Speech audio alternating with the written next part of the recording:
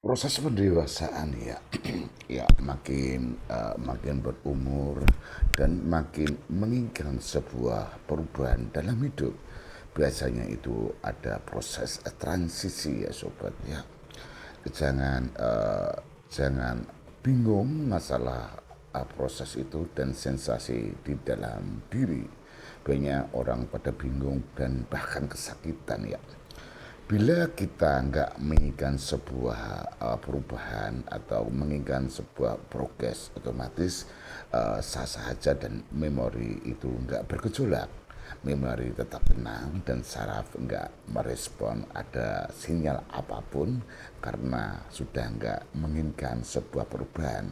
Akhirnya program-program itu tetap berjalan apa adanya dan seperti ya mungkin dibilang setak ya, setak itu kalau nggak menginginkan perubahan otomatis tubuh nggak ada jejak-jejak ya sabotase maupun jejak pemboikotan, jejak mempertahankan karena memori lama tetap mempertahankan dia punya kehendak, punya kekuatan untuk menguasai saraf metabolisme tubuh kita.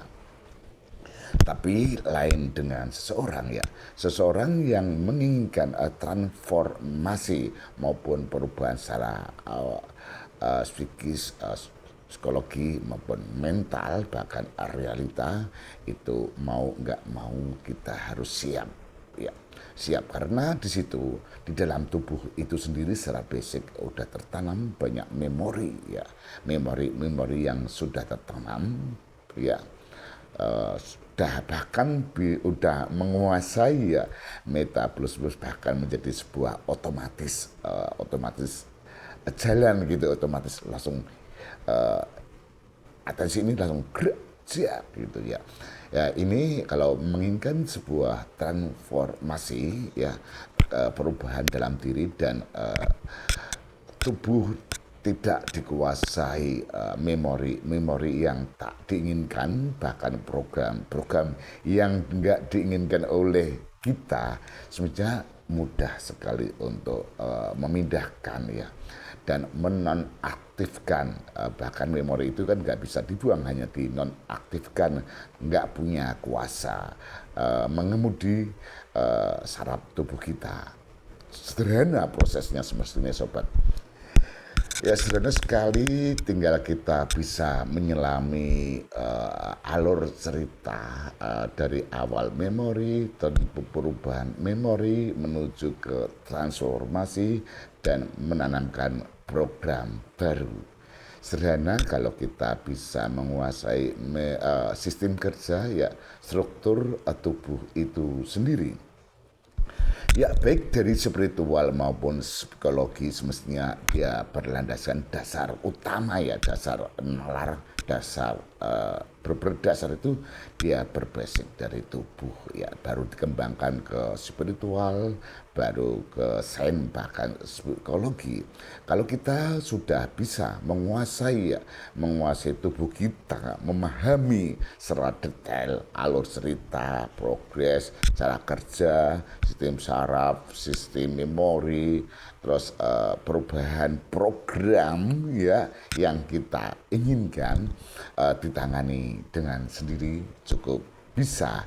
Ini ilmu sangat sederhana, nggak berbelit-belit, bahkan kalau di spiritual itu kan ada rasa, ada mistik, dinaikkan kesadaran terlalu tinggi dan akhirnya kita melayang.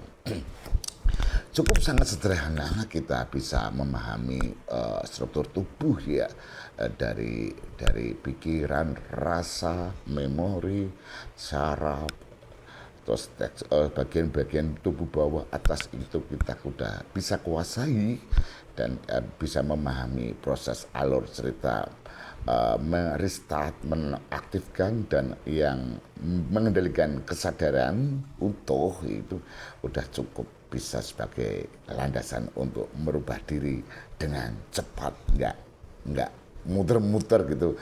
Kadang-kadang aku sendiri sebagai sering bereksperimen kemanapun, nggak peduli siapapun, mau psikolog, mau spiritual, mau kejawen, mau secara sains, secara baratan, saya masukin semua.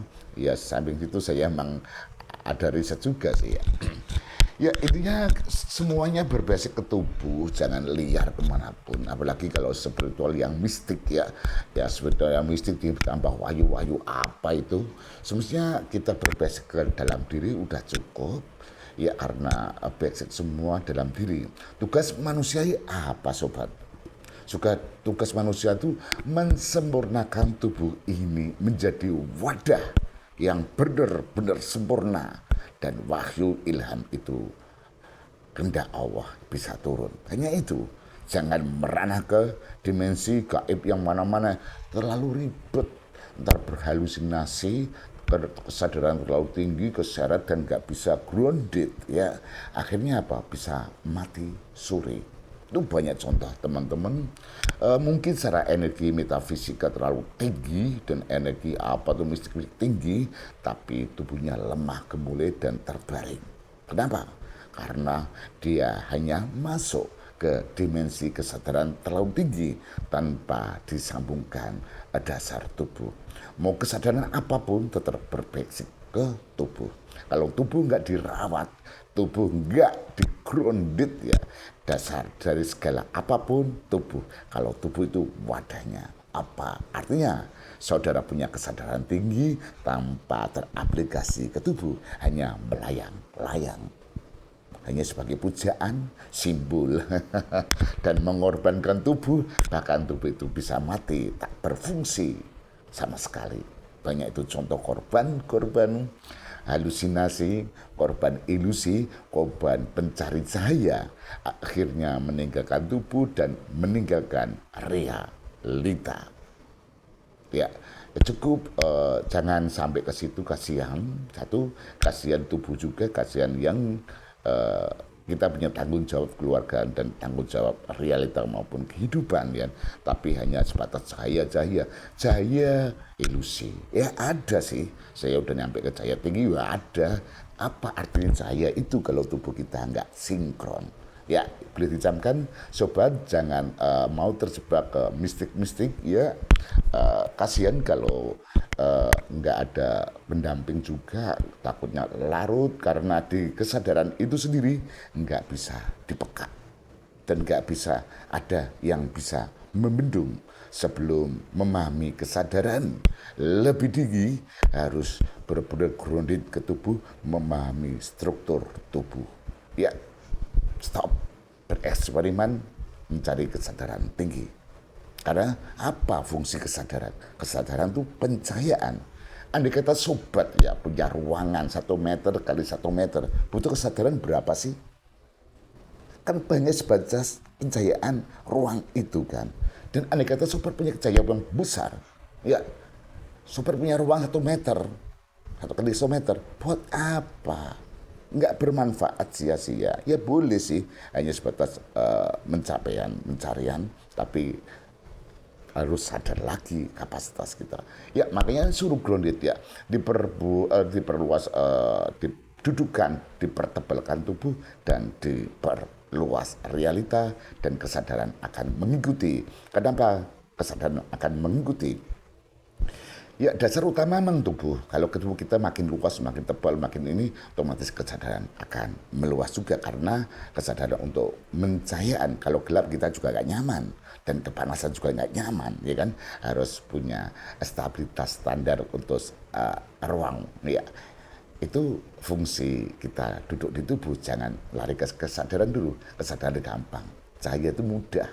Yang susah kita merawat tubuh sampai ke sel-selnya. Di situ banyak saraf-saraf yang perlu dipeluk, bahkan memori-memori yang perlu di restart, yang nggak berfungsi untuk melanjutkan transformasinya. Ya, gitu aja sobat.